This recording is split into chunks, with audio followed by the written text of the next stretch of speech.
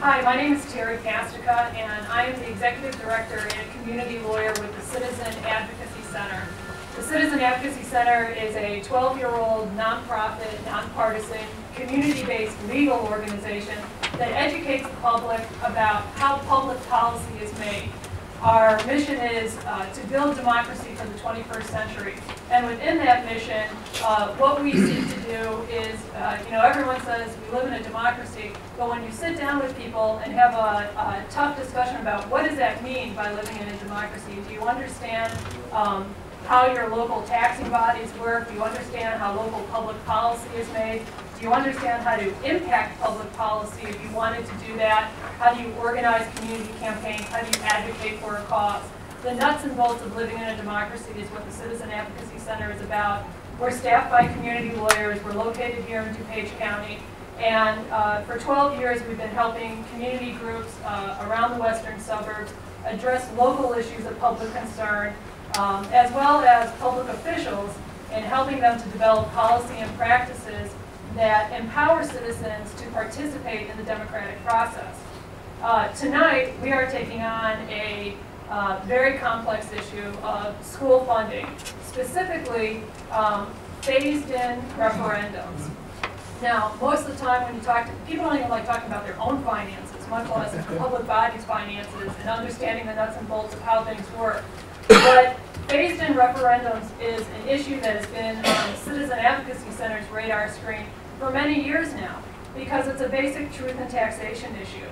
In our experience, when school districts, many of them across the DuPage County area, have had these kind of phased-in referendums, if you were to do exit polls of citizens coming out of the polling booths and ask them, one, what kind of referendum did you just vote on, besides being an education referendum? Was it a phased-in referendum? Two, how much was that referendum for? Normally they can answer that, say 55 cents or 30 cents or whatever it is. But then what is that referendum going to cost in year 1, year 3, or year 5? Universally, you'll just kind of get a blank face. Individual citizens don't understand how these phased-in referendums are actually implemented, the mechanics of it, and generally people don't understand how that impacts their pocketbook. A lot of times in the literature, and the information that we hear from school districts is, in year 1, the cost will be X amount of dollars. And what we've seen is that there hasn't been a very good effort to continue that conversation farther down the road. What is it going to look like in year 3 and year 5? And that's not to say that the people who support referendums wouldn't vote for the referendum anyways, and that the people who oppose the referendum would change their mind. But it's a basic issue of knowing where are your tax dollars going and how much are your tax dollars going out, and at what rate are they going out. So tonight what we're going to be talking about is this phased-in referendum and school funding issues. And as I said before, we're going to stick to the mechanics, the nuts and bolts of how does this system work. I have to really applaud TEE41 for putting this forum together. It's not an easy subject to talk about. Whenever you talk about school funding issues, it's very emotional. There's a lot of heat on both sides of the issue, but what we're going to do here tonight is have a very rational, calm discussion about phased-in referendum and school funding issues. I was asked to participate in this forum tonight because this is a program that the center has held at our location, talking and educating people about phased-in referendums. And one of our missions and one of our objectives within our mission is to build the capacity of the public to understand what happens with your tax dollars. And so I'm the referee tonight. So I think we're going to go ahead and get started. Come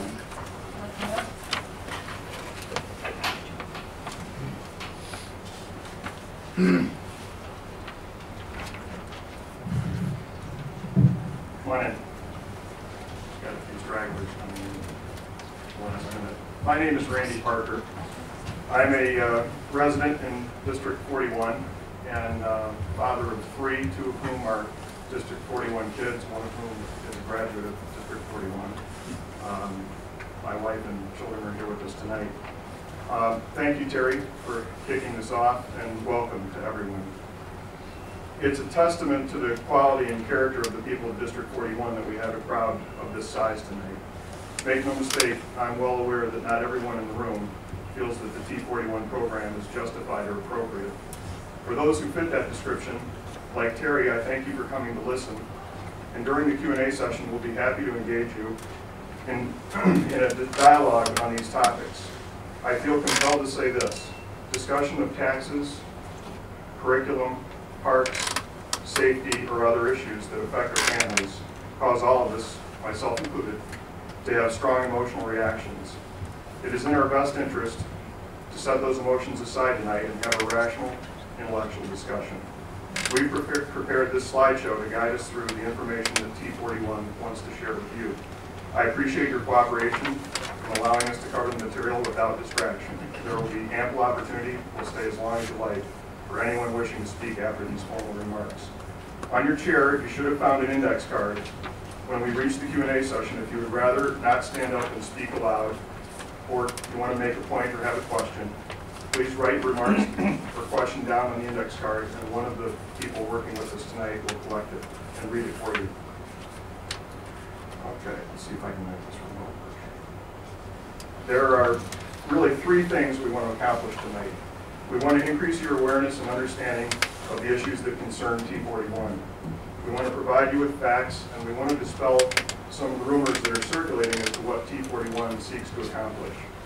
Most importantly, we want to engage you in what we see as a natural and inevitable process for helping the District 41 board to reclaim that critical first pillar of character that the district stresses to our children, and that's trustworthiness.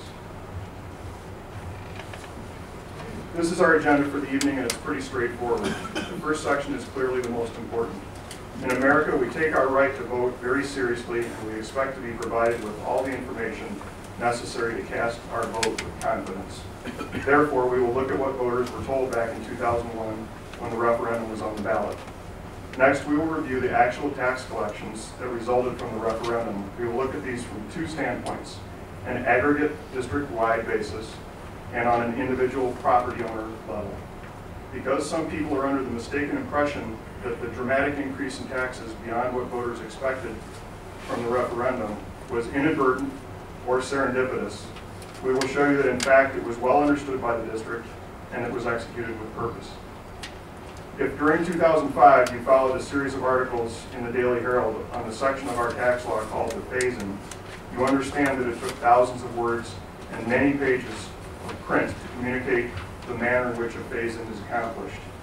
We're going to do our best this evening to present a simpler, more understandable version of the mechanics of the phase-in in hopes that you will leave with a basic knowledge of a very arcane portion of Illinois tax law. As you can see, it will be a live demonstration, and we have some cups to help try to represent different funds that we'll explain in a little while. We will conclude our formal remarks with the next steps that TEE41 has suggested that the district should follow in order to do right by the voters and to remove the cloud of impropriety, which was so clearly identified and described in the results of the community survey conducted by District 41 late last year. One final introductory remark. You will notice throughout this presentation that we use quotes from various sources in anticipation that someone might feel that we've taken a comment or a statement out of context. We've prepared a binder with the full text of all our source material. You are welcome and encouraged to inspect that binder tonight before you leave. Okay, let's begin with what the voters were told in 2001. This is a quote from the February 15 edition of the Glen Ellyn News. For those who can't see the screen well, it says the April 3 referendum will ask for an increase of 55 cents per $100 of equalized assessed value. For the average home in Glen Ellyn, $275,000, that means $504 per year. It seems pretty straightforward. Some referendum disclosure used a $275,000 home, some used a $300,000 home. Bear with us as we go back and forth between those two numbers. This is lifted from a brochure that was distributed by a citizen committee supporting the referendum. It says basically the same thing. The takeaway is that the owner of an average home in the district should expect his or her taxes to increase by about $500. Now let's review what District 41 staff was saying at the time. In February 2001, the superintendent and assistant superintendent of finance gave a 2-hour presentation to a large gathering hosted by the League of Women Voters. Because we have some people in this town who have attics and basements, and they cannot bring themselves to throw anything away, we have a copy of that portion of the slideshow which addresses the 2001 referendum and which was handed out to attendees at the meeting. As you can see from the comments in the Glen Elm News, this is a detailed discussion of the issues. This isn't particularly interesting, it's just the first slide in the presentation. However, other slides are quite interesting and informative. This is slide number 11 of 43. It provides some very useful information. The tax increase a voter should expect is shown to be the same $504 amount for a $275,000 property. They show a $549 increase for a $300,000 property.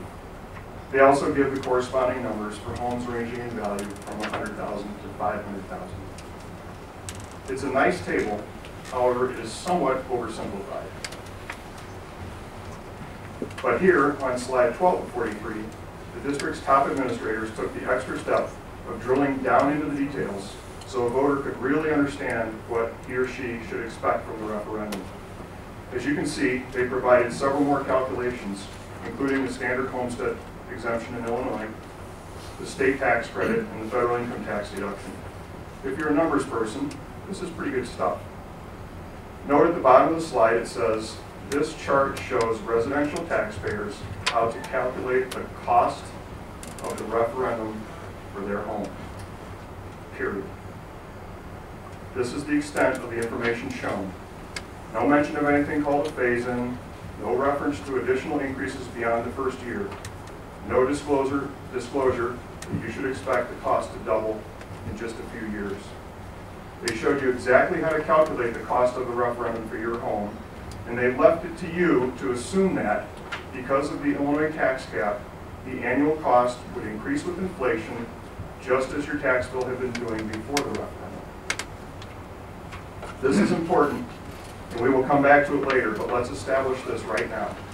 Even if the value of your home is going up 15% per year, what we knew in April 2001 was that Illinois law caps the annual increase in your school taxes at the lesser of inflation or 5%.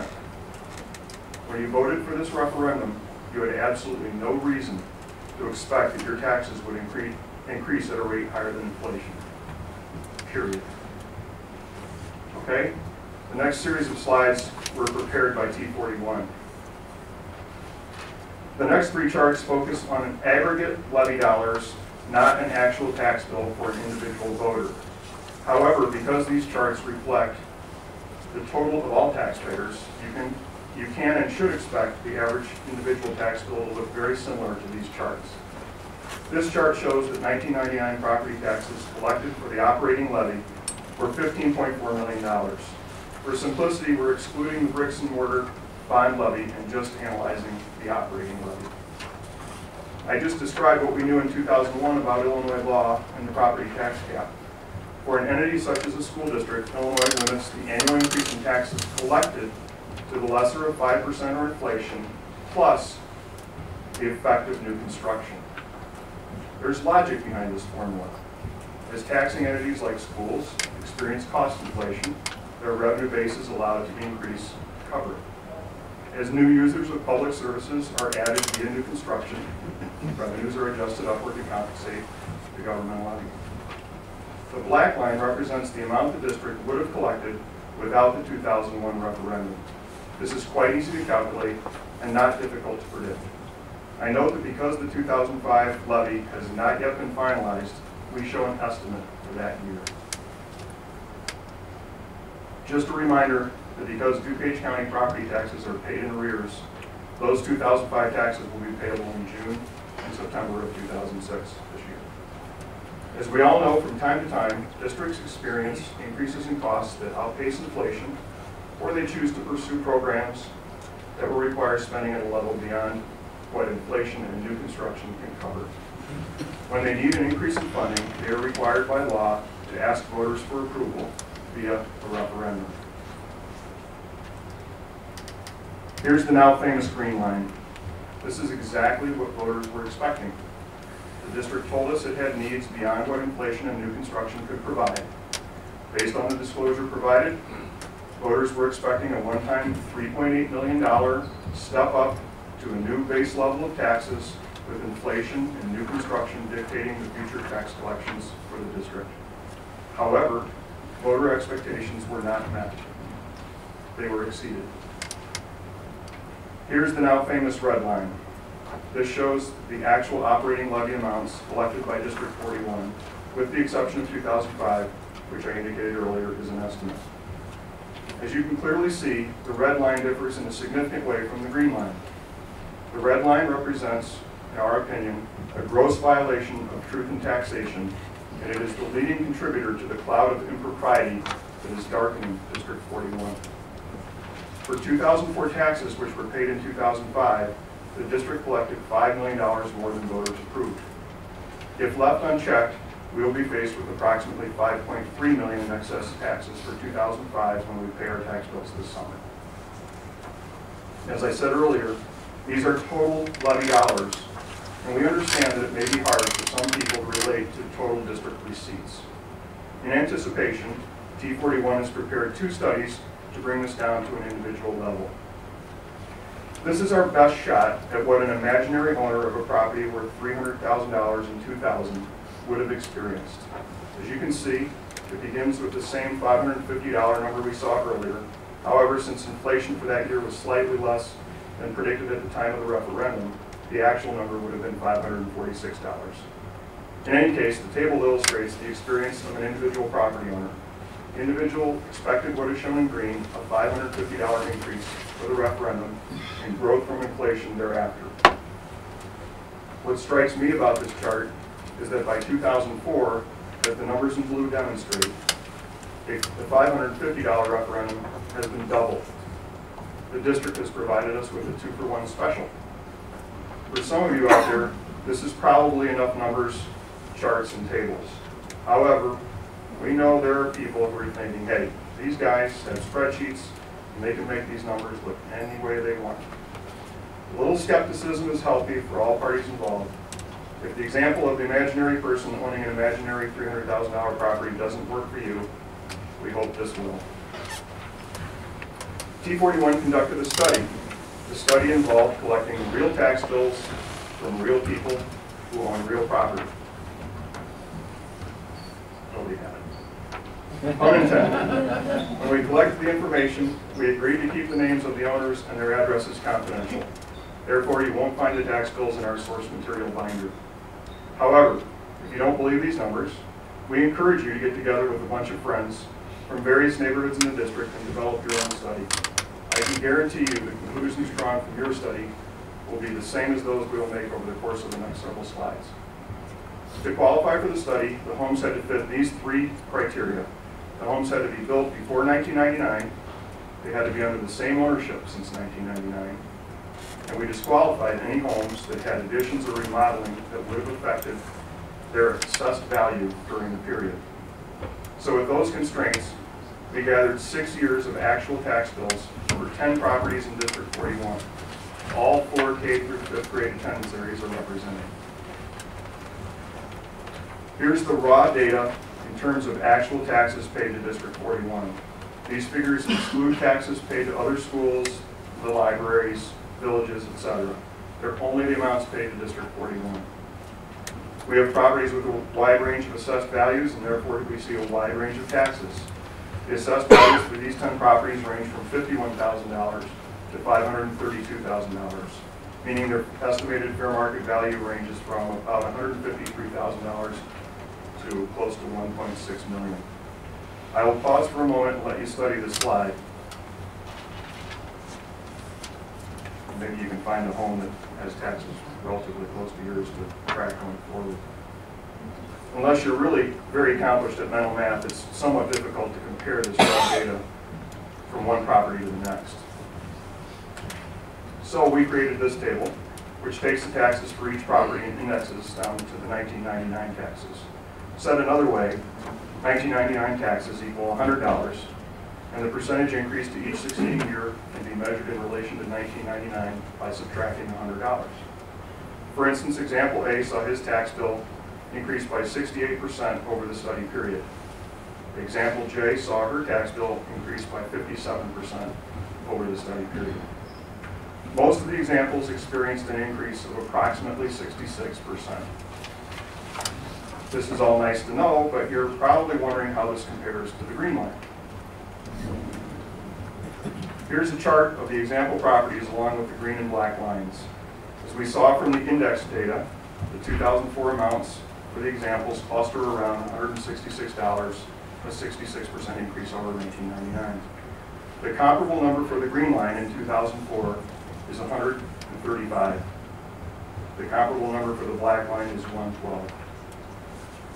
If the chart of total levy dollars didn't work for you, and if the table of numbers for the imaginary $300,000 home didn't work for you, we hope you're convinced by this actual tax bill data that tax bills have done exactly what the original red line showed. The district has collected far in excess of what voters were told and far in excess of what they approved. Now let's examine some of the explanations or excuses that have been offered over the past few years. On many occasions, growth in equalized assessed value has been blamed for the runaway taxes in District 41. This is absolutely not the case. Earlier, I described Illinois law. Remember, an individual's property taxes paid to a school district cannot increase by more than inflation unless there are very special circumstances like a major addition or remodeling of the home that would cause the individual's assessed value to increase faster than properties in the rest of the district. But please don't take my word for it. Listen to what District 41 told voters during the referendum campaign in 2001. This is slide number 8 of 43, the presentation of the League of Women Voters. In case you can't read the text behind the no sign, the slide is telling the voter that increased property values do not equal increased money for schools. The first two bullets say the village gets more money when property values increase. School districts do not. Bullets 3 and 4 repeat details we have already discussed. I hope this clears up any confusion on this issue. EAV growth for existing properties does not cause your tax bill to increase beyond the rate of inflation. Here's another excuse, although we think this one has been abandoned because we haven't heard it in quite a while. As you'll see in a few moments, the county clerk does play a role here, but he's following guidelines in Illinois tax law, and he isn't the one requesting the money. The last excuse we'll look at is one that says the growth in taxes was inadvertent.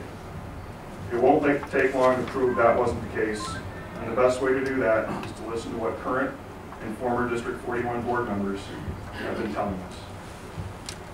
Last June, Board President John Vajvoda stated that the district knew it would phase in the increase over a 5-year period.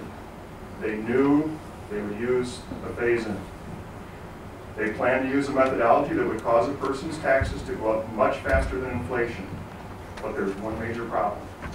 They didn't tell the voters.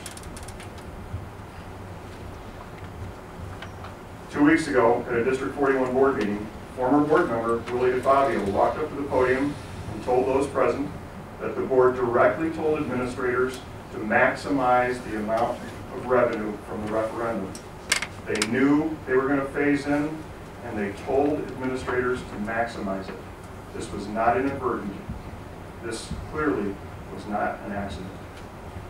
We thought you would appreciate hearing from some other people in Illinois who understand the phase-in methodology. Here's what they said. The first quote is from the senior tax official in Lake County, Illinois. He said that the phased-in referendum has allowed for a misuse of the tax cap law. Certain taxing districts reaped a harvest of additional dollars in excess of what the voters approved. One could assume he was talking about District 41, among others. Quote number 2 is from an official in Palatine Schaumburg High School District number 211. he was quoted saying, "Really, it's our credibility that's on the line. It's feasible for districts to get an amount in excess of the referendum amount. Some districts do. That is not our intent." There is one of our key focus words, credibility. Last April, the superintendent of Oak Grove Elementary District 68 said regarding the idea of leaving money on the table, "It's the moral and ethical thing to do. I'm not interested, and neither is my Board of Education, in taking advantage of a loophole that shouldn't be there. This is a district that knows about the phase-in. They know they can grab more money, but on moral and ethical grounds, they aren't going to do it. They didn't tell the voters about it, so they aren't going to levy above the green line." We'll examine some more quotes from public officials in a few minutes. At this point, we feel it's important that you have a little more information on how the phase-in works. For that, I'm going to turn over the podium to Mr. Michael Lynch. Mike is a former Glen Ellen resident. He was one of the first people to uncover the fact that taxing districts were using a quirk in the law to collect amounts in excess of the green line. Trust me, he's an expert on these issues, and he has been a valued consultant to TEE41.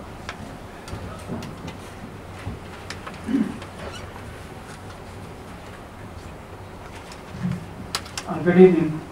Tonight I've been asked to answer two questions surrounding the phasing in of the 2001 referendum by the Board of Education and the administration of District 41. Those two questions are, how did the phase-in start, and how was it able to be perpetuated for 5 years?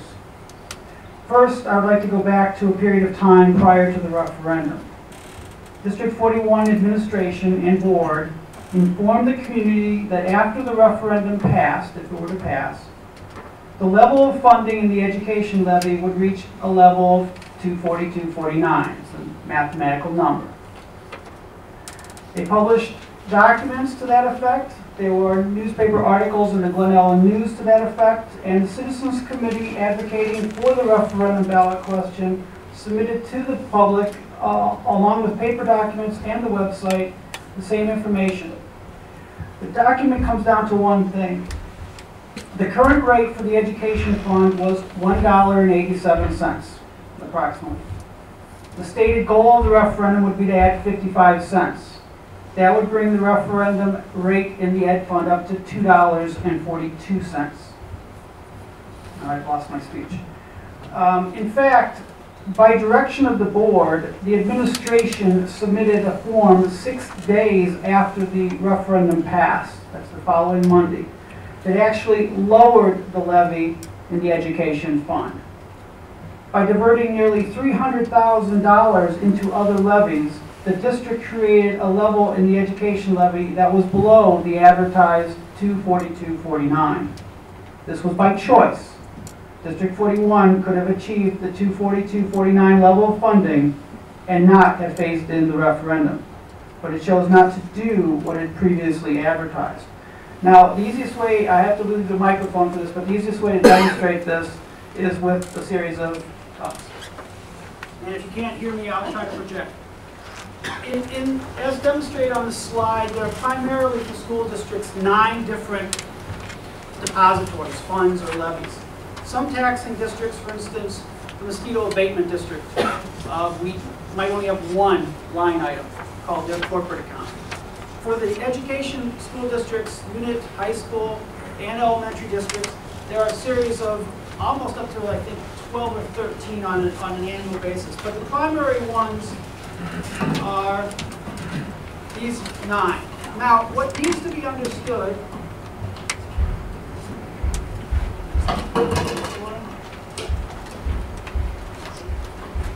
is that prior to the referendum, the Board of Education had said, we are at a level in the ed fund that's here.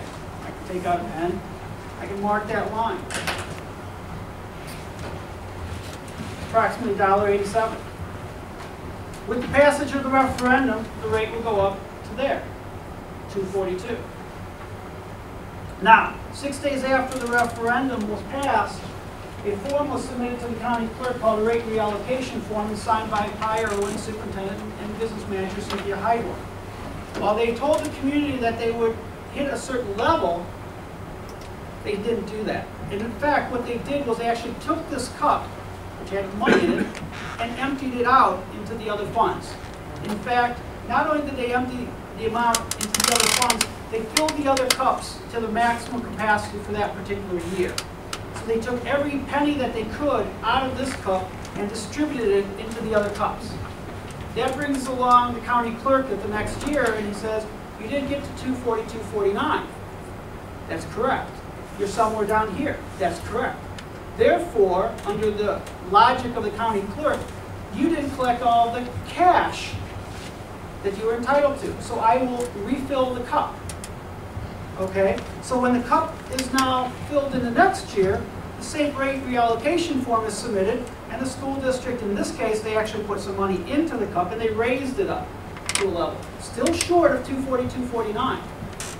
Okay? Now when you run out of cups to put it in, or if you want to drain the money that's in this red cup, what you can do is you can open up another fund. In this case, 2 years into it, I believe it was the second year, the school district opened up life safety, which had a total capacity of taking a nickel, which amounts to about $400,000. So by putting $400,000 into this cup, it doesn't go into the education levy. And every dollar, essentially, that you don't put into this cup becomes another new dollar next year. So the incentive would be never to touch 242.49, because then the county clerk would say you have taken the referendum. The actual objective would be, if you want to maximize the referendum, is to lower this rate and thereby find another place for it temporarily while the 5-year phase-in goes on. In year 4, the school district opened up another fund. This one's the this one is the working cash fund. Working cash fund for a taxing district is equivalent of a rainy day fund. Because of the way that the law used to be implemented prior to 1991, working cash had a purpose. Now working cash is sort of a depository fund. So again, another nickel goes into working cash. It doesn't go into this cup. By not going into this cup, the county clerk is saying you still haven't hit the 242.49. If the objective is to maximize the referendum, you want to not get next to 242.49. You want to use all the available funds available to you, all the other levies, and you want to keep this rate as low as you can. So the issue of intent is what Randy was discussing. The intent was to maximize the referendum. This is the mechanical way to do that. So now we'll turn it back to Randy.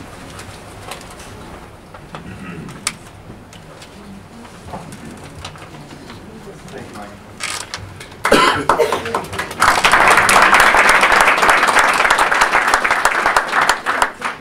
Always helps to see the cups. This takes us to the roadmap for where we go from here.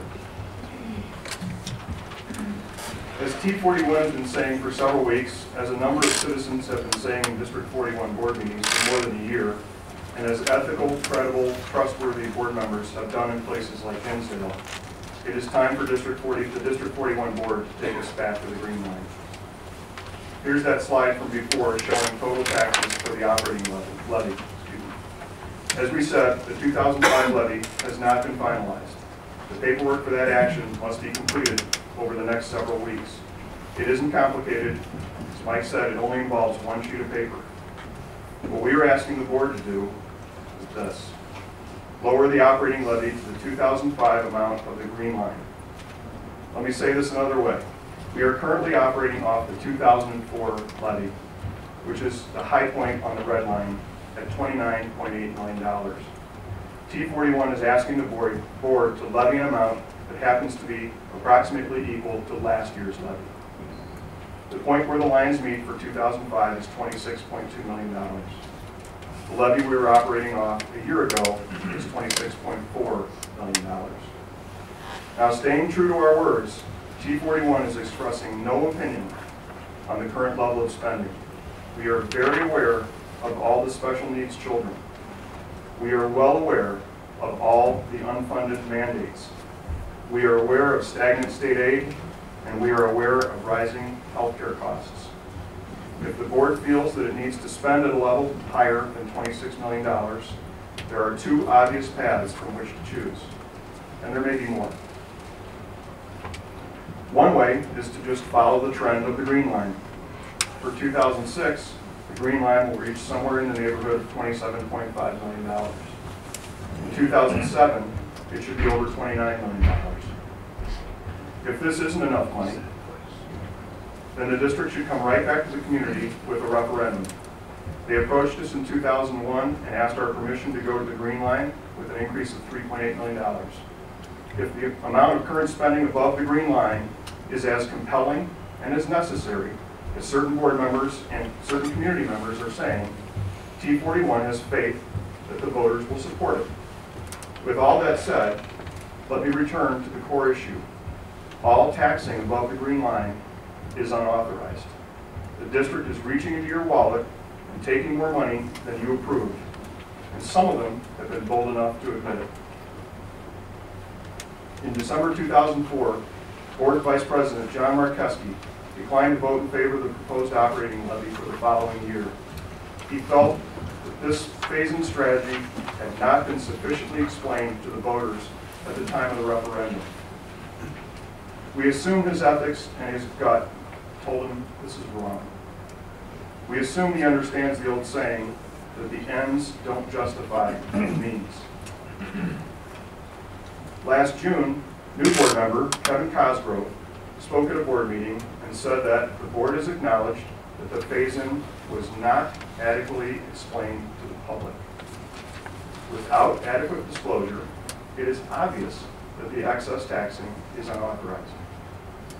These people in our district know it, and people in other places know it too. Gary King, our DuPage County clerk, was quoted last year saying the districts should get what people voted, not what the school boards think they can get out of it. The following day, he said, they figured out how to abuse the law. They figured out that instead of 20 cents, they can get 30 cents, they can use somewhere else, and it keeps going. The law allows them to do it, but it was certainly never the intent of the legislature. This is the man who sees the forms coming in, and he's telling us what is happening is wrong. We can assume he doesn't feel he has the authority to stop it. From his comments, we can assume that he's looking to school board members to find their ethical and moral compass. As many of you know, Hinsdale Elementary District 181 Board of Education found that compass just a few months ago. We will finish with the comments of two Hinsdale board members who went through this gut-wrenching process of having to acknowledge that they were taking money without voter approval. First, from board member Kitty Delaney. We told them it was going to cost $605 additional a year. We lied. It cost hundreds more than that. I felt we should have taken the amount we asked for. I'm concerned about the public confidence. The final comment is from Hinsdale board member Kevin Hanrahan. I have to set an example for my children about what's right and what's wrong. I can't justify using money without a formal public mandate. TEE41 is concerned about the public confidence. TEE41 believes we need to set an example for our children. We live in a first-class area with first-class people. We deserve a first-class elementary school district, and going back to the green line is step number one in getting there again. We ask you to help us spread the word on what you learned tonight. The biggest mistake you can make is to walk out of here and think that a few people can carry this forward. They've been carrying it for over a year with no success. The board needs to hear from you, each and every one of you, and they need to hear right now. As you leave, on the table is a stack of sheets with contact information for our District 41 board members. Please take a sheet and write a letter to the board tomorrow. Don't wait until next week because it will be too late. The letter needs to be in the mail tomorrow. Not only does the board need to hear from you, they need to see you too. Next Monday night, March 20, there's a board meeting at 7:30 p.m. The meeting is planned to be held at the Central Services Building at 793 North Main Street, right across from Forest Glen School. As we found several weeks ago, the boardroom in that building can't comfortably hold more than about 50 people. We've asked the board to move the meeting to a school gymnasium or some other venue that can accommodate all of you and the neighbors you're going to bring with you. Don't count on a few T41 people to show up and get this done for you. It won't happen unless you make the trip and you get involved. This concludes the formal remarks we had planned for this evening. We look forward to taking your questions, hearing your comments, and having a civil, unemotional discussion of these issues. Thank you.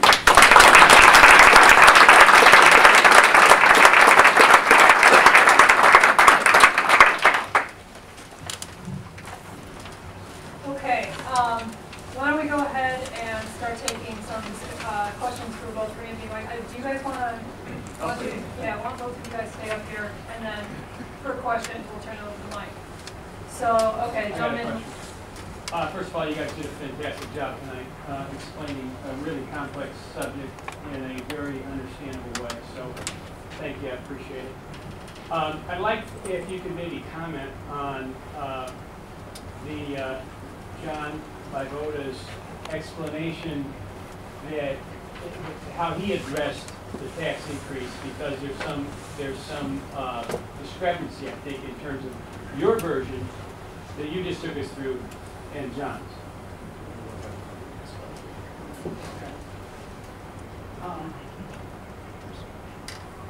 The slide that you see on the screen, I prepared. There you go. The slide that you see, I prepared. Now,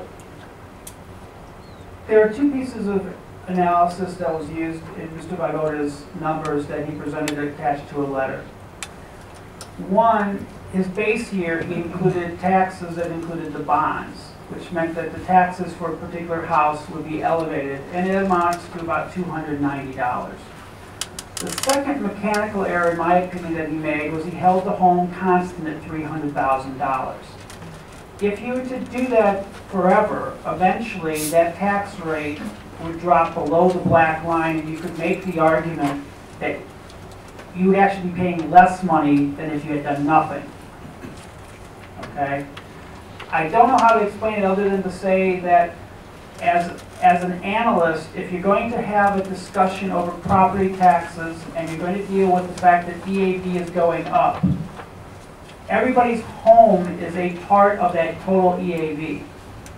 If you had zero EAV growth in this community, zero, you would be looking at the red, green, and black lines. EAV growth, when you hold it constant, when you look at the red, green, and black lines, because EAV growth is not generating the numbers. By keeping the tax rates that are being used to generate the red, green, and black lines are real numbers that include the EAV growth of everybody's property. And to use an isolated example of only $300,000 and keep it constant doesn't, in my opinion, do fair analysis. Explain that.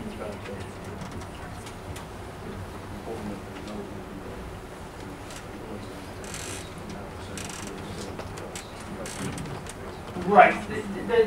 The disconnect is prior to the referendum, the EAV growth would not increase your taxes. Now you're being told that the increase in your taxes is due to EAV growth.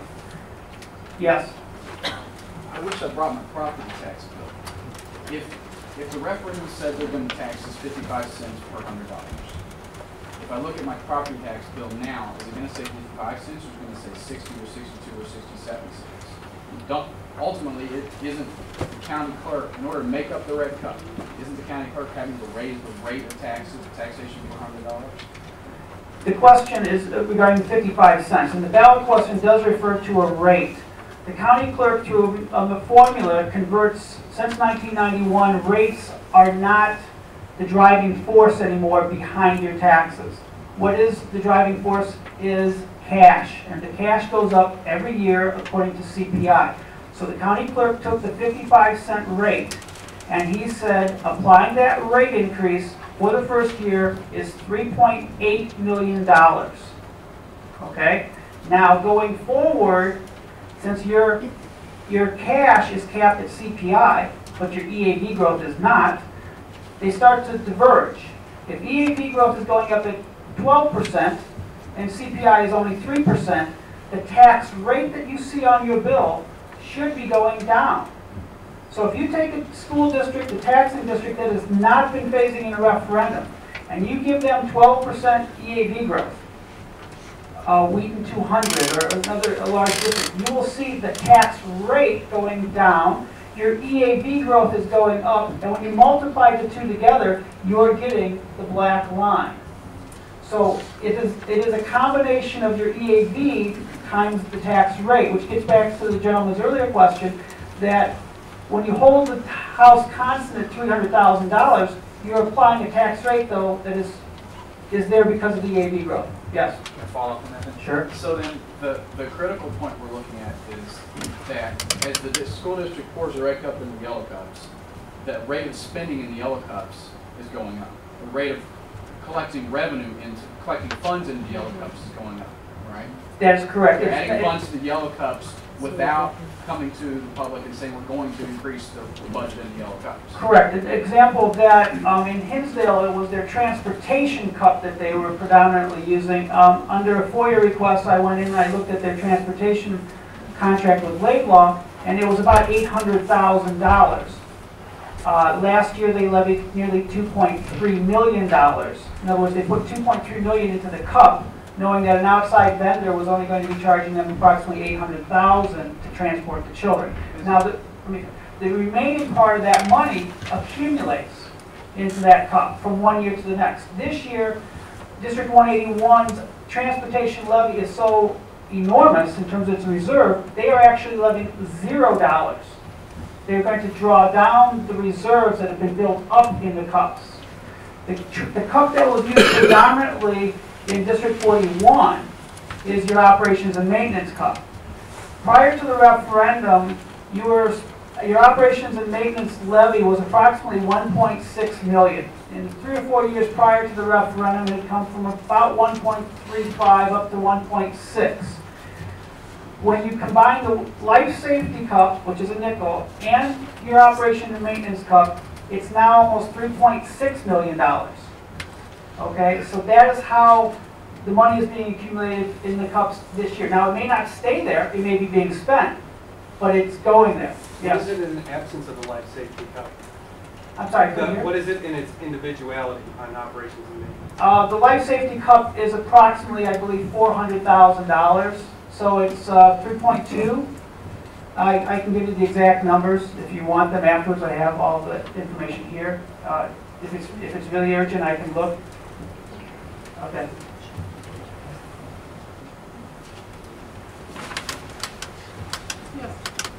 So what is effectively happening is normally if you take the full 55 cents in the first year, your initial rate is going to be $2.42. Then the tax cap kicks in, and next year it's $2.40 and $2.38 because your EAV is going up faster than the rate of inflation. But my understanding is by putting the money in the other funds, you essentially hold open that 55 cents, and then in the 5th year, you toss that in at a point in which your total levy has increased. So it's effectively as though you'd passed a referendum 5 years later, you've gotten all the money, and then you start at that 242 in year 5, and then you start stepping down. So you've got all this increased tax growth that's happened in the meanwhile. Is that correct? That's a very good analogy. What I have done is I've made it into a series of 5 referendum questions. The first referendum question was effectively for 55 cents. It generated X amount of cash. 6 days after the referendum, when the rate reallocation form was submitted and $300,000 was taken out of the ed fund and 240-249 wasn't hit as a target, what that created was, I believe, 9 more additional cents, or it might have been 11. So the effective rate of the referendum 6 days after the balloting was about 66 cents net effective. And each year, that keeps going up. Right now, if you had been asked the ballot question in a single 1-year implementation, it would be about $1.14, $1.12 to $1.14. You would have been asked on a percentage basis, if you would have taken all the money in the first year, to almost a 50% increase in cash. So if you would have spiked up in the first year and then gone over like the green line, that would have been about a 50% increase in cash.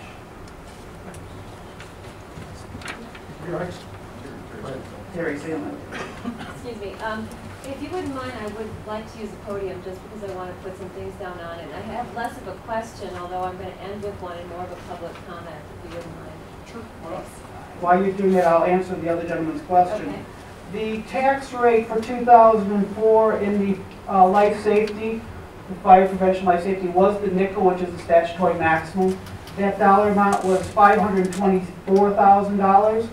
In the operations and maintenance levy, it was approximately 29 cents, and that was $3,030,000.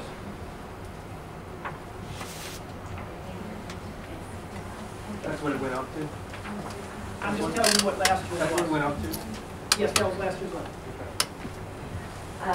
Good evening, my name is Erica Nelson. I'm a resident of Wheaton, although I pay taxes to Glen Ellen School District and Park District, although I get to go to the Wheaton Library. So, I don't know how that all works, but we ended up on Hay Road, which is kind of in a corner. I am a taxpayer, but I also have kids in District 41. I have a second grader over at Churchill School, a son Carl, and a daughter Corinne, who's a seventh grader over at Hadley Junior High School. And it has been with great interest that I've watched this information first via an email on your website, and have been glad to be able to access that and look at the information. One of the things that I wanted to speak to tonight, and I put some notes down for myself so that I could be cogent in my presentation. And I want to highlight something that has been missing from our conversation tonight, and I'm hoping that I can turn and elicit some of this response from some of you here. And that is the people who are involved in this, and not just us as taxpayers, but our children and what's going on in the schools. So let me share a couple of thoughts. Public education, I believe, the framers of public education believe that it's at the core of any community. I'm the legislation chairperson for Churchill Elementary School. I've been doing this for 3 years. And I will tell you, the first 2 years of my role as legislation chair was completely educational. My trip to Springfield, meeting with Senator Cronin, Representative Pihos, wanting to understand the issues, to educate the parents in my school who are mostly overwhelmed with raising children, many single parents in my elementary school, people working 2 jobs, like many of us, to pay for our homes and pay our taxes and be able to take a vacation and do those kind of things. So the comment about the complication, I completely agree with you. And I appreciate the work that's gone into this presentation and the amount of information that's been given to us. I will tell you, by about the 5th slide, my eyes were starting to gloss over just a little bit, because it is so layered and there's so much information. I would ask that you, in addition to listening tonight, go to our district's website, go and visit the district office, and get a copy of the district budget, which is about yay big, that also lays out in some similarity the information that is here, so that you can see where some of the finances from our district perspective are laid out. I absolutely care about this community. I have lived here now for 8 years. And I believe very much in what our schools are trying to achieve. None of us would be here tonight if we weren't passionate and interested at a minimum level in what we're trying to do here in Glen Ellen. But I don't believe that charts and graphs speak to the heart of the matter. And the heart of the matter is, when this rate was passed, and I recall going to that 43-slide meeting with the people who were there, having been here a couple of years, that it was a daunting task to have to understand all this. But I feel like it is my responsibility in how I teach my children that I have to go, I have to educate myself, I have to understand it. And not only attend one meeting and one perspective, but really try and educate myself as holistically as possible. That's a lot of work. And those of us in this room who try to achieve that understand the number of hours that go into it. Did voters get the increase in services that were promised in 2001? We haven't really talked about that.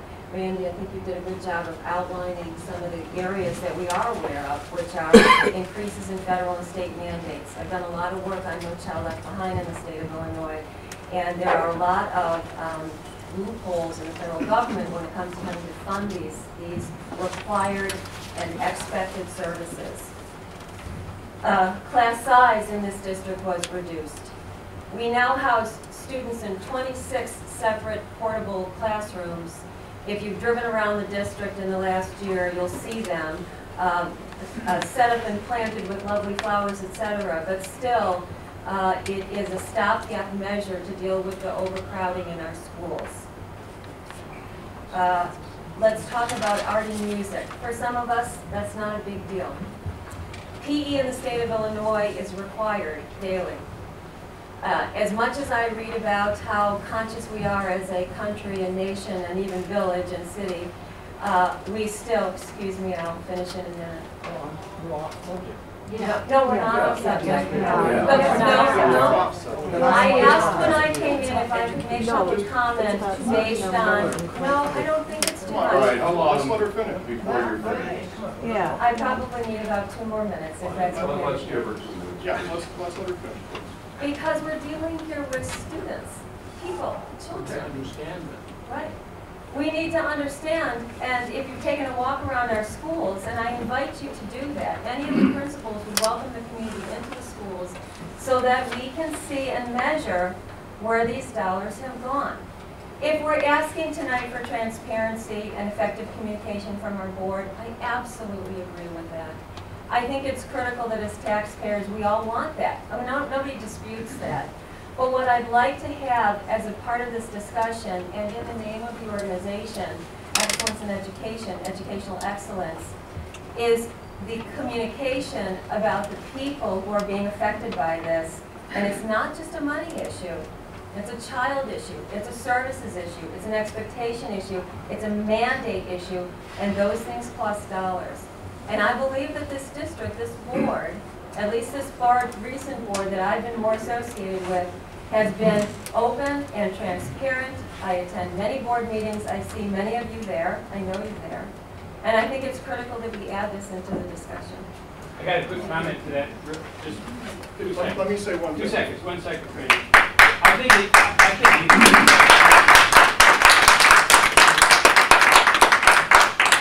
think one of the challenges is, in order to continue to support all those wonderful things you're talking about, if we don't get past this credibility issue, the next referendum's going to get shot down, based purely on the fact that we don't believe that there's integrity and credibility with the board. That will hurt the cause a lot more than, you know, we're all supporting everything, but there's a fundamental credibility issue I think that we need to address. And I don't disagree with that, but I would posit this. You know, you described it as wonderful programs, and I would tell you again, the more you look at the schools, it's not just wonderful, it's required. So we can kind of go back on track. Thank you very much for your comments, and that's great. I mean, what we're here about is dialogue, but if you want to... I was just going to say that I thought the comments were absolutely appropriate, and TEE41 gets it. We understand that there's a lot of need for spending on things that maybe were unforeseen at one time. Ask us for permission. That's all we're asking, is that we have a chance to be presented with the facts, with the needs, and ask us. Don't hide it. That's the point. And I think the comments were very appropriate. Are there other, before we go down a different path, are there any questions specifically related to the mechanics of what we were talking about tonight regarding the phases, kind of the nuts and bolts questions before we go down a different path that our friend who just joined us here made comments on? Yeah.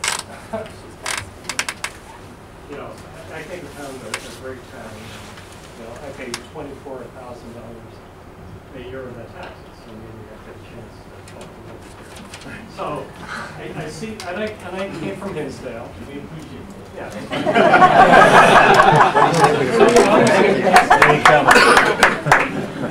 So my other question, I have 2 questions.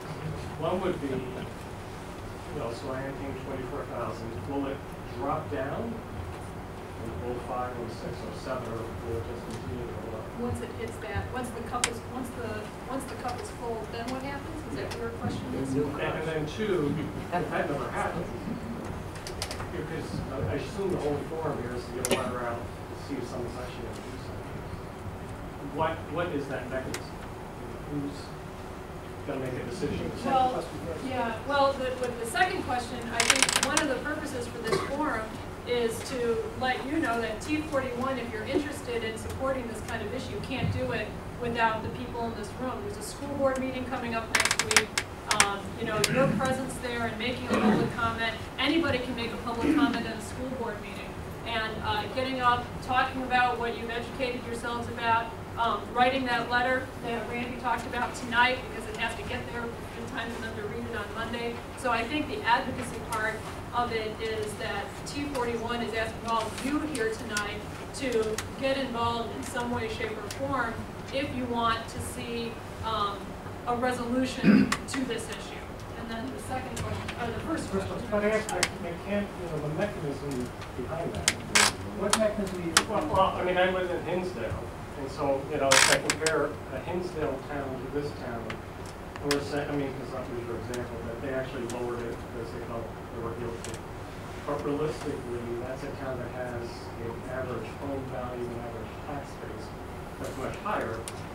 Well, So my question is just, realistically, what would need to happen for them to actually go? well, Which goes what back happened- to some of the case here. You just can't track your operating. Well, what happened the reason why things happened in Hinsdale is because of concerned citizens, just like you, showing up, going to meetings, getting in contact with their school board members, saying, this is what we want. And to be sure, there were people who didn't feel the same way, who are also contacting the board members saying, what they wanted. And so the mechanism to how to get to that point is that essentially you have to lobby your public officials to vote to reduce the levy. That's what has to happen in order for that line to go back down to green. To answer your question with regards to the mechanics, in Hinsdale, if you look at the, if that line, the red line were not to tilt down, it would go up, continue to go up. The maximum levy that was available to the taxing district of District 181 this year was approximately $49 million. $49 million. 4 years ago, they were taxing at $26 million. The referendum was supposed to bring in $4 million. That would be the step up to the green line. The reduction has been, in the levy, has not been stated properly in the press. The reduction is actually $10 million. They had a capacity of levying for $49 million, and the board decided to levy just under $39 million. That's a $10 million reduction. That's a very large percentage decrease.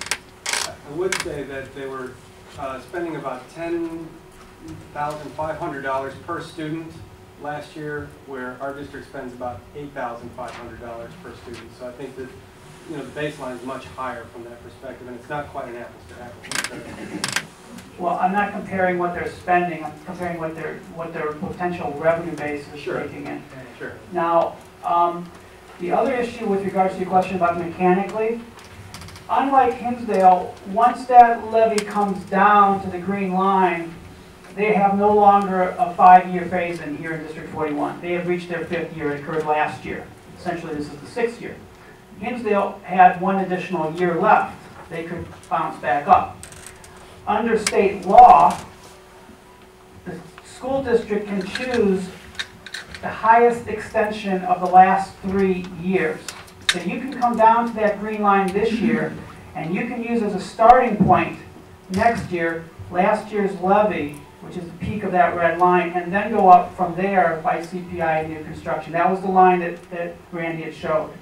It's within the capacity of the board to go back up, or it's in the capacity of the board to stay at the green line and ask the public to go back up. You've been working on this for a year, as you said. Where's the chart showing what you're going to lose in the schools when you cut the $5 million back? What are you going to cut out? Where is that at? Overhead. It's not overhead. This is simply a tax abatement, and you guys should call it education excellence.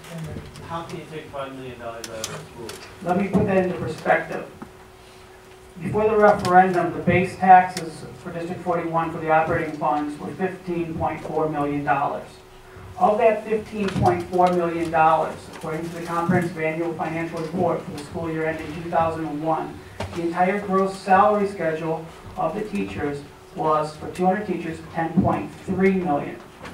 The referendum, which is the difference between the black line and the red line right now, I'm sorry, the green line and the red line, the referendum is bringing in over $10 million. That doesn't include the CPI new construction.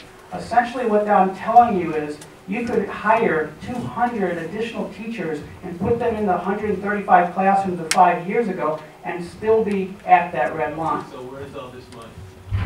Are there cars, are there airplanes? The money is in the school. Where are they wasting the money? Show us that, put that on your charts.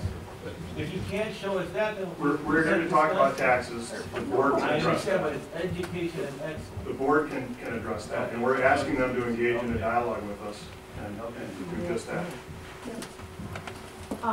To further that point, I have not heard allegations of misuse of funds. I clearly understand the issue with the phase-in referendum and the fact that people would feel they did not understand that. I have never, through the course of the evening, heard allegations from the TEE41 leaders about allegations of misused funds. I have heard in the title of the group, I hear educational excellence. And Randy, I hear you very much giving respect to educational excellence. So we need to address if they really are misusing funds, or address that other question, which is what would the impact be if you suddenly abated $5 million? So that's one question I will leave with you, and two others.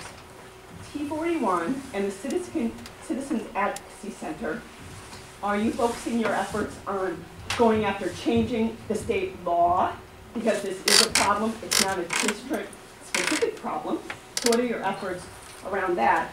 And secondly, how much attention are you giving to the fact that Illinois ranks basically the bottom of 50 states in the way they fund public education? This is not a District 31 problem. This is an over-reliance on property taxes problem. And to sit here and act like there was a small group of people who misled a whole bunch of us is incredibly misleading. If we've not paid attention to how Illinois funds public education, then now is the time. And to put some of our urgent efforts towards our leadership at the state level for how they fund public education. So I'm curious whether TEE41 and the Citizens Advocacy Center place any importance on that. Thank you. And I'd like to hear your response. One second, please. I think your comments are absolutely relevant in terms of Illinois. The state funding's commitment to education is terrible. You're absolutely right. You're one of the worst states in the union in terms of how much money they put into the system.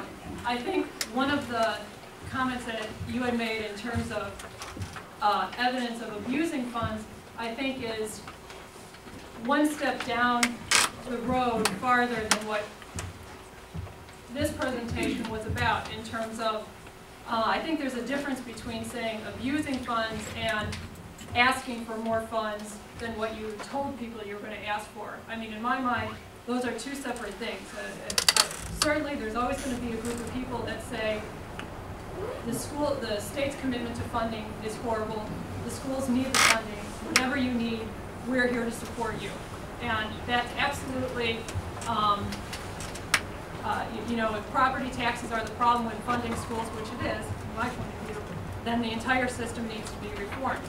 That's a different question in my mind than asking and going to voters and saying, we're going to take X amount of dollars to put into the school system, but then down the road finding out that they take more. I see those as two separate issues. But and then the one other thing, and this is just the view of the citizen advocacy center. These guys can answer it how they want. But the other thing is that absolutely, in addition, in my point of view, after talking to your school board members next Monday night, the next letter should be to your state representatives saying to clean up the problem, so there isn't this mess of school funding. And I think you're absolutely right in that effort. But I think these are two. I think they're two separate issues. One is not only does the school need money, but also how much money did they say they were going to use, and how much did they actually take? I think is a relevant question to ask because it directly impacts people's pocketbooks. I don't think, you know, some people are going to say it doesn't matter. I would have given them the money anyways, but it's an issue of disclosure, and I think the issue of disclosure is important. But and I want to leave this question with Randy because it comes back to this restatement of just as there's this feeling that the citizens were misled about a phased-in referendum. Let's not repeat misleading, whether it's purposeful or not. If we abate $5 million, it has an impact. Are we going to sue the kids? I mean, don't mislead that part. Like, don't leave off that part of the story, is all I'm asking TEE41. One more. I was just going to say our comments would mirror the Citizen Advocacy Center. We understand the points you're making. The TEE41 group certainly understands that the Illinois school funding issues are significant, and there's been legislation proposed to correct for the phase-in. Been defeated. Didn't get out of committee. I can't remember exactly. And so, you know, by all means, but just passing that isn't going to fix this. And for me and for the TEE41 people, it's just a fundamental issue of truth in taxation. If the dollars are important, let's get them the right way. It's that simple. If the dollars are important for the kids, let's get them the right way. This chart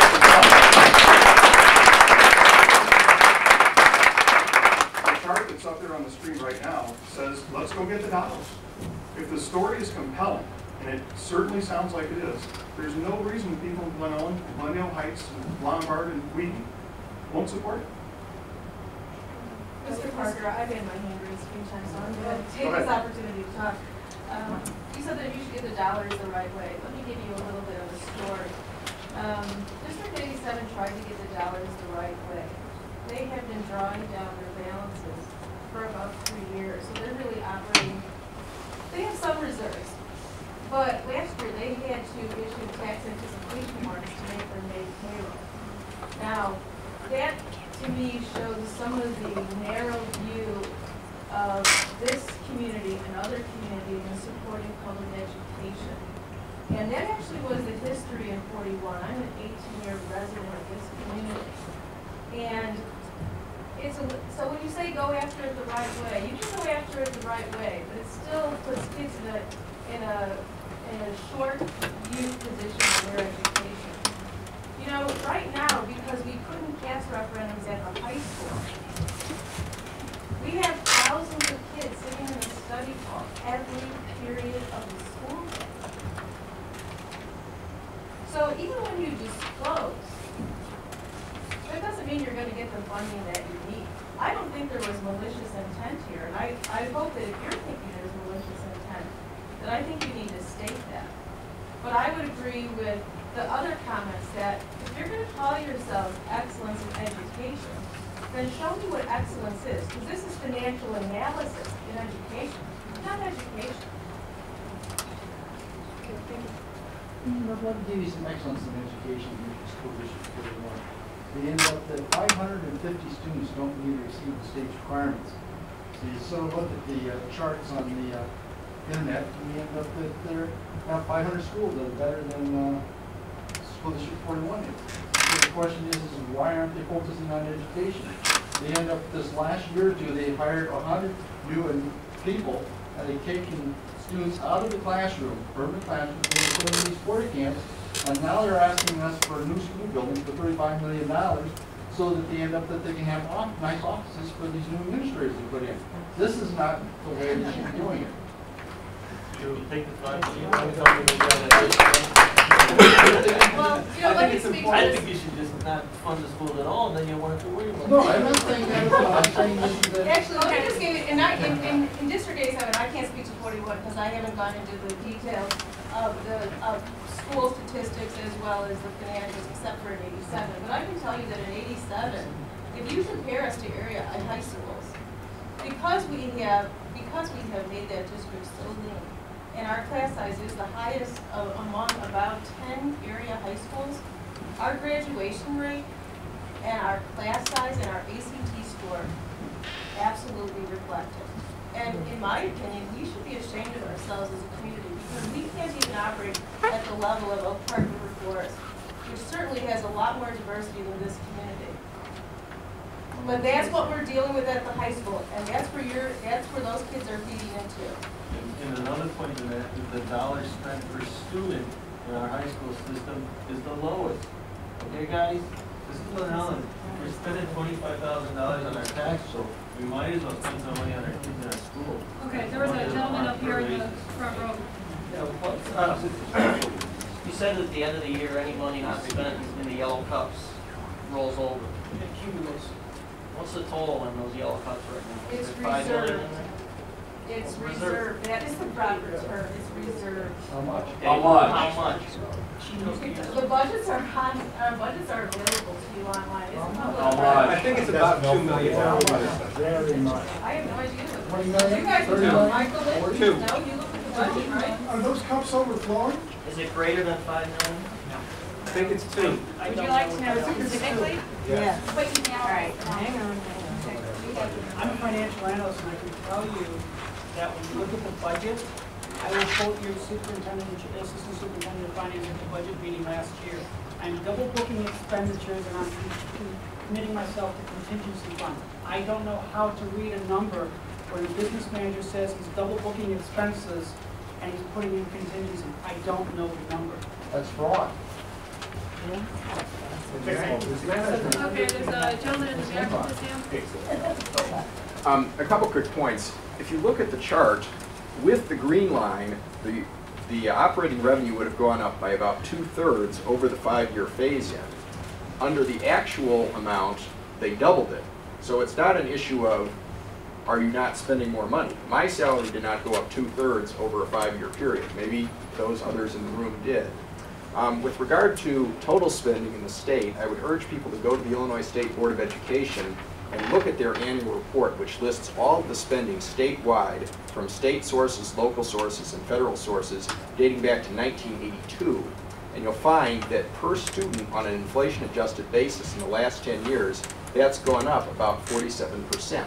So more money is going into the system. And finally, with regard to District 87, I'd urge people to go to a website called thechampion.org, which has information on school salaries.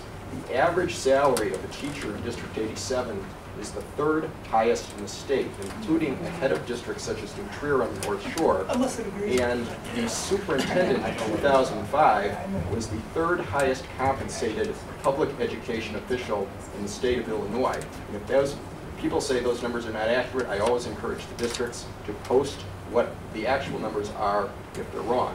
So please research this. There is a lot of money in the system. It's an issue of, is it being applied in the classroom, Sir, or are you where a is it going? constituent of this district?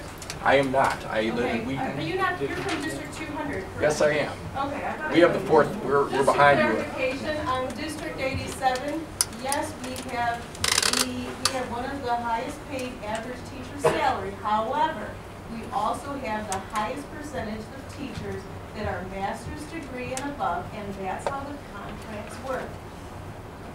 The contracts What is work, the difference in the performance?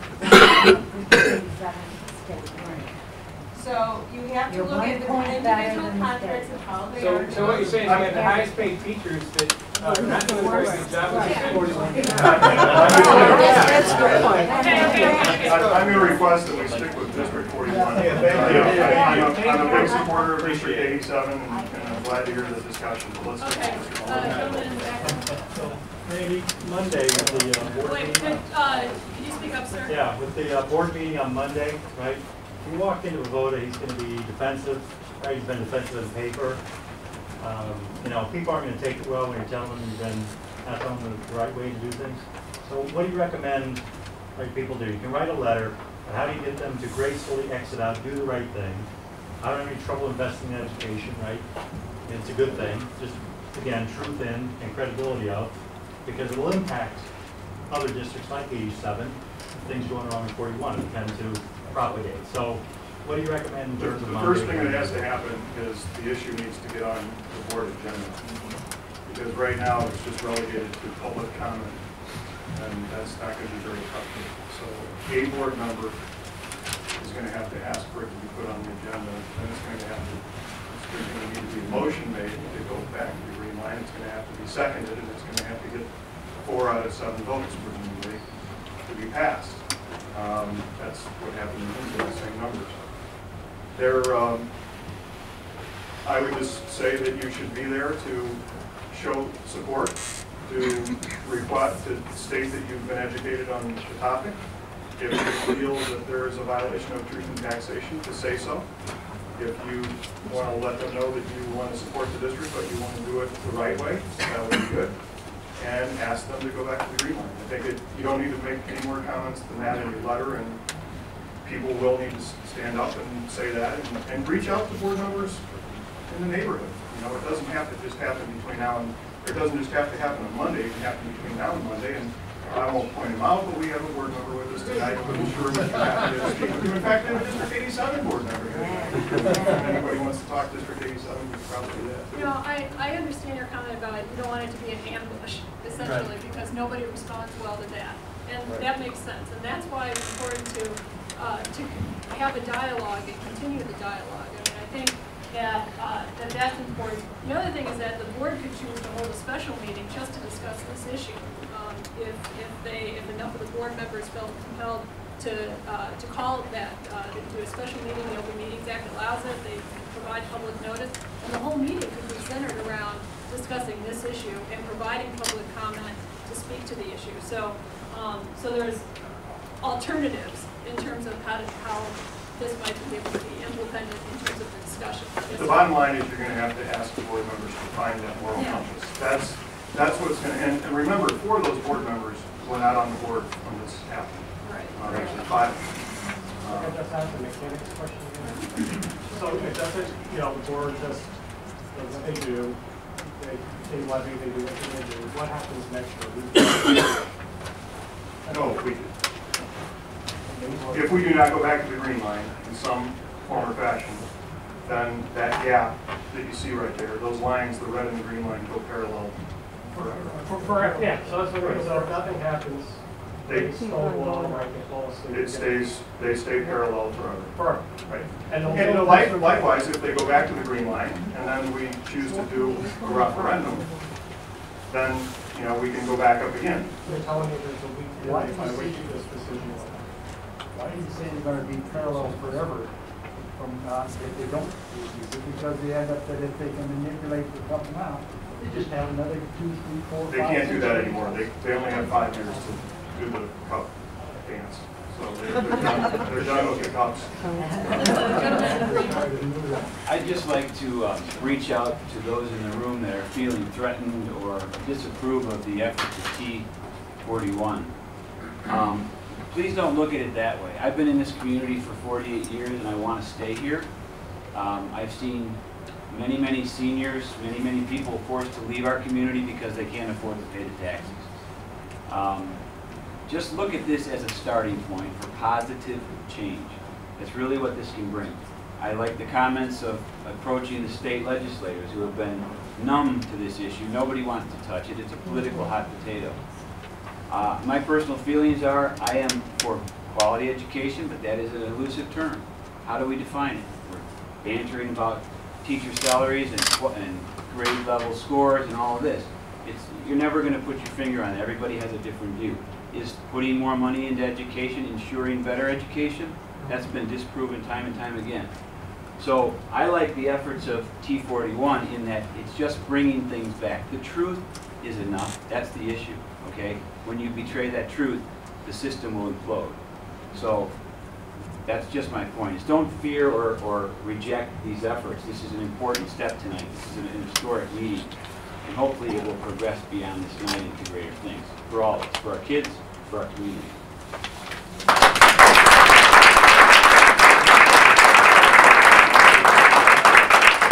Woman in the purple. Hi. I apologize. I could not find. I only have back to 2004 for the working cash account. Could you speak up a little bit, please? Would you like me to stand up? Sure. Sure. Great. I couldn't find. I only have the reports back to 2004 from District 41. This is a public document. But I think that you can go to their District 41's website and look under CAFR, and you should be able to find the working cash account. But as long as I have this out, It's not just working cash, it's all operating funds. right? I look; these are all operating funds, but these only go out to 2004. And this is basically the time that the referendum covered. And I'm a suspicious person, so I went back to the original ballot, not the referendum, the ballot itself, and found that it's supposed to be, the educational purposes, was supposed to be 2.9%. So I went to the district offices, and I got a copy of their reports, and I understand what you're saying about the cups thing. I really do. And I looked at it because originally the first thing that caught my eye is all the cups are more than 2.9%. So I went backwards 5 years, and if you take all of the funds going back 5 years, going back beyond 5 years, it does not run, they do not, your rate, the rate doesn't increase more than 55 cents. Actually, it increases less per $100 equalized assessed value. That, I don't understand where, I understand your cups idea, and the phase-in thing I can't really speak to, but the rate hasn't increased, you know, 100% or 68%, I forget what your math was, but it has stayed, It wasn't the rate, it was the cap. It's the cash that we were. But if you go back to the ballot, a rate was approved. And I can't speak to the phase-in, but it was a rate that was approved, and they did not break our trust. The rate does not exceed, the rate from 1999 to 2004 does not exceed 55 cents per $100 equalized assessed value. You're correct, it does not. Now, let me give you an example. If there was a total EAD in District 41 of $1 billion and there was a tax rate of 3, right, that would collect $30 million. If by some whim tomorrow everybody's property doubled and the EAD of the district is now $2 billion, right, without new construction and without a 0 CPI, your tax rate would be half what it was at 0.15 instead of 0.3. So the taxes generated would be 0.15 times 2 billion or $30 million. This is not a rate issue because also on the same ballot that you referred to in subparagraphs required by state law, it is, you are told what the dollar equivalent is. The dollar equivalent in the subparagraphs are, both on a total budget basis and in the educational levy, that they would be approximately $3.8 million. Since 1991, property tax law in affected taxing districts does not go by rate, it goes by cash. I disagree with you. I disagree with you. I can't speak to... You disagree with what the law says, or I what? disagree. Well, it was phased in, and it was described as 5 years, a 5-year rate. When was it described as a 5-year rate, I think is the purpose of this meeting? That's a very good question. I have to admit I did not live here then, so... No record. There's no record of it. I understand what you're looking at. No, let me just finish my example. If your example is there and you put in my model of $1 billion EAD going to $2 billion and you want to hold the tax rate the same at 0.3, the tax revenue for the district, because everybody's house has just doubled, would go from $30 million with no CPI and no new construction to $60 million. And that is the exact reason why the tax cap was passed in the first place. In the 4 years preceding the tax cap, the average EAD growth of homes in DuPage County ranged on an annual basis from 11 to 17%. When they kept the rate the same, and the EAD was going up 17%, a taxing district's revenue was going up at 17%. And what the legislature said was, excuse us, but there's something called demonstrated need. You don't take the 17% because you can take it. You must, under the direction of the law and case law, you must demonstrate a need in your levy. I have asked District 41's Board of Education at several truth in taxation meetings, are you levying based on what you can get, or are you levying based on a demonstrable need? And the response is, we're taking all that we can get. In your example of holding the rate the same and the EAD doubling in one single year, well, don't use that because you didn't double. The EAD did not double in a year. Actually, over the 4-year period of time leading up to the tax, let me finish. Okay. In the 4-year period of time, in the state of Illinois, there were taxing districts that, because of EAD growth, did double. I went to DuPage County courthouse, I have 5 houses, and their equalized assessed value did not double. I'm talking about what drove the original intent of the law, which was the original intent of the law was twofold. One was to put voter, and it says so in the preamble of the law. The law stated that no longer are we going to have revenue for a taxing district. Now, while we're singularly focused on schools tonight, either the high school or the elementary, you have to understand that the law encompasses taxing districts as far ranging from the mosquito abatement district to an airport authority to a coliseum authority in Peoria. So why are you focusing on schools then? Well, because in the situation of truth and taxation, there are taxing districts who, by the way, have stayed at their green line. Right. There are taxing districts that have asked, and this has not been brought up this evening. The question is, why are we at the green line or why are we at the red line? What is not discussed is that there's actually 2 ballot questions that can be asked. You're pointing to a question, well, the rate didn't exceed the amount. Did the cash exceed the amount? If you had asked a different question, and the law has in section 18205 of the Act, a question that says, can I have 17% more cash? Can I have 25% more cash instead of the CPI of 3? That equates to a dollar amount, to a penny, which generates that green line. What we haven't talked about tonight is that there was a choice made in this administration and in other taxing districts to choose a ballot question that would allow for the red line. What is also not being told is that the truth and taxation issue, the disclosure. I sincerely don't, and I've really looked at 1 second. I have not. Yeah, let him finish. Let us finish. Go ahead. Actually, I want to hear you tell me what, I couldn't hear over him, so if you could just repeat. No, you finish. I was rude. There are 2 types of questions. One that would ensure the green line, which is part of the Act, and in the other case, a school code question, which allows for the red line. One of the issues that is being discussed is when was it decided that we would ask one question which would ensure the green line, or the other question which would allow a cost presented on the ballot. There's only one piece of paper that everyone who walked into the voting booth saw. There's only one piece of information, and it is a rate question. And in the subparagraphs of that rate question, you will see, if you subtract the numbers, $3.8 million.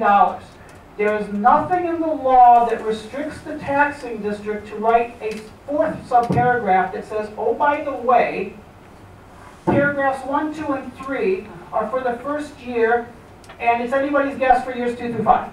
There is nothing in the law that restricts the ballot question from telling you that the red line is a potential. So did they break the law? And that's a good guess. It's just a question of disclosure.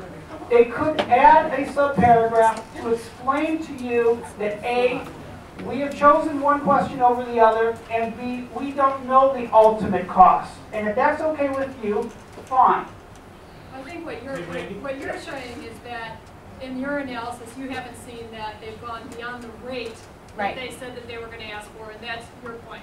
Michael's point is that when the school district decided what specific kind of question to put on the ballot, they had a choice of 2. They had a question of a rate question, which is what you're talking about in terms of they didn't exceed the rate that they said they were going to take, versus what the second option that they had, which was going to ask for a specific cash amount. And that's a whole nother forum. But relevant to this because it translates, the rate question still translates into dollars. But, yes, sir. Have you guys, when you've done your research into this and go back to the beginning of the after the referendum, the dollars that have been spent based upon the number of added mobile school classrooms and US 28, whatever the number is, I don't know what they are. How much of those actual costs are above the green line? How much of those actual expenditures that we actually need in the schools are above the green line? Haven't looked at it. I mean, I think that's a key point that you guys got to look at. I'm not going to spend it. You're calling yourself education Excellent. I'm not really interested in taking the next step to the spending yet. Show them the enrollment. The issue that we're focused on is truth in taxation. I understand. It's taken up a lot of my time for the last few I weeks. can tell that. I can see you spend a lot of time on it. And I'm hoping, here's what I'm hoping.